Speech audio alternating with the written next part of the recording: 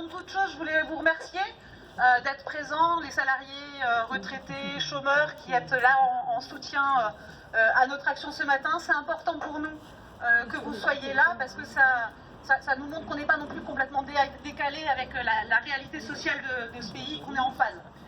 Alors, nous sommes réunis aujourd'hui pour affirmer notre soutien à Anthony Smith, qui est suspendu de ses fonctions depuis le 15 avril.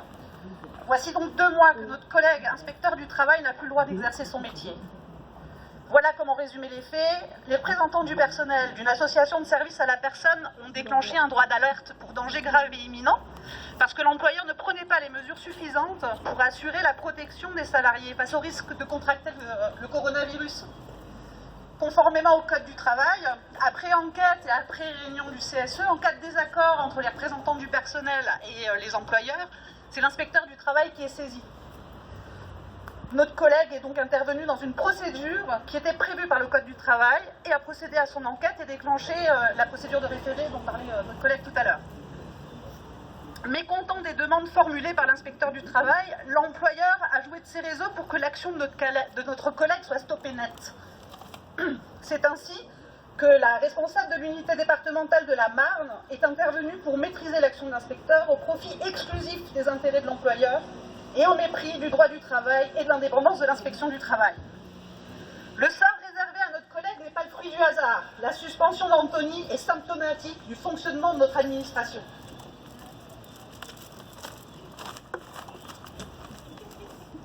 Quel suspense!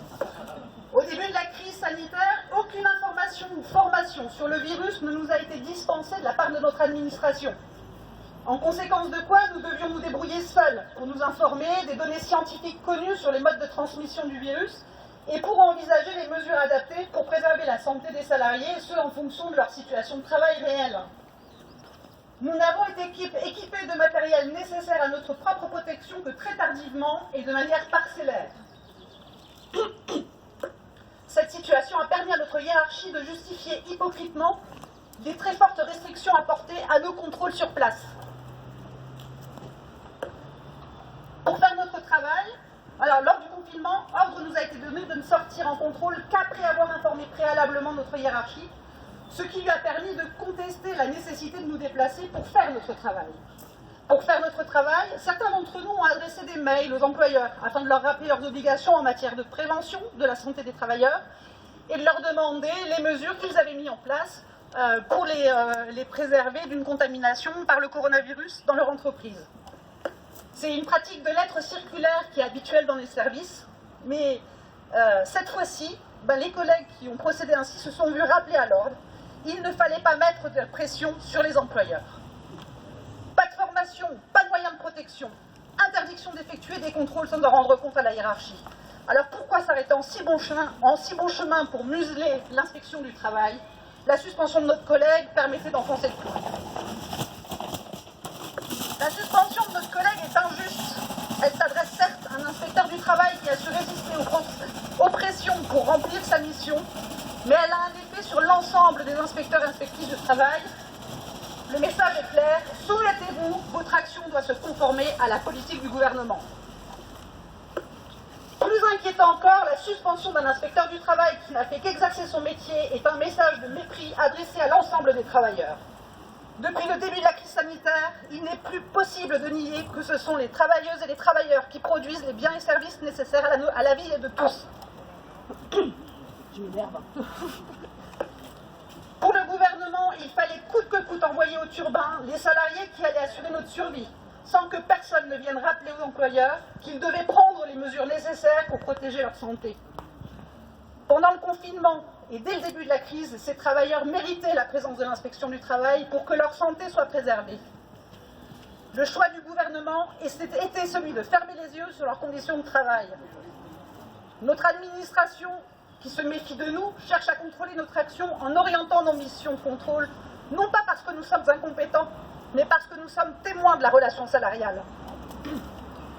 Notre administration nous soupçonne de partialité, mais c'est elle qui agit par idéologie. De notre côté, on ne se trompe pas sur le sens de nos missions.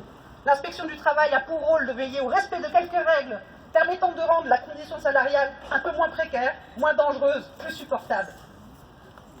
Nous ne sanctionnons jamais directement un employeur. Nous soumettons des propositions de sanctions au parquet pour les poursuites pénales, à notre hiérarchie pour les sanctions administratives. Nous ne sommes donc pas en roue libre. Nous savons par contre que notre seule présence dans une entreprise peut avoir des effets sur l'amélioration des conditions de travail des salariés, parce qu'en soumettant les employeurs à notre contrôle, c'est un peu une remise en cause de leur pouvoir.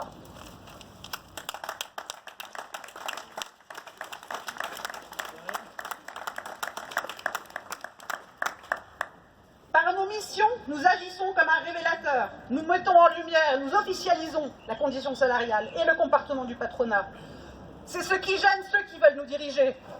Quand nous constatons officiellement une infraction, nous mettons en lumière une injustice dont ceux d'en haut ne veulent même pas entendre parler.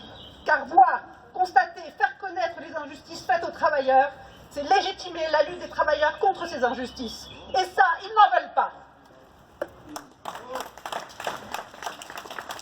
Sans témoin, pas de problème, et surtout pas de coupable.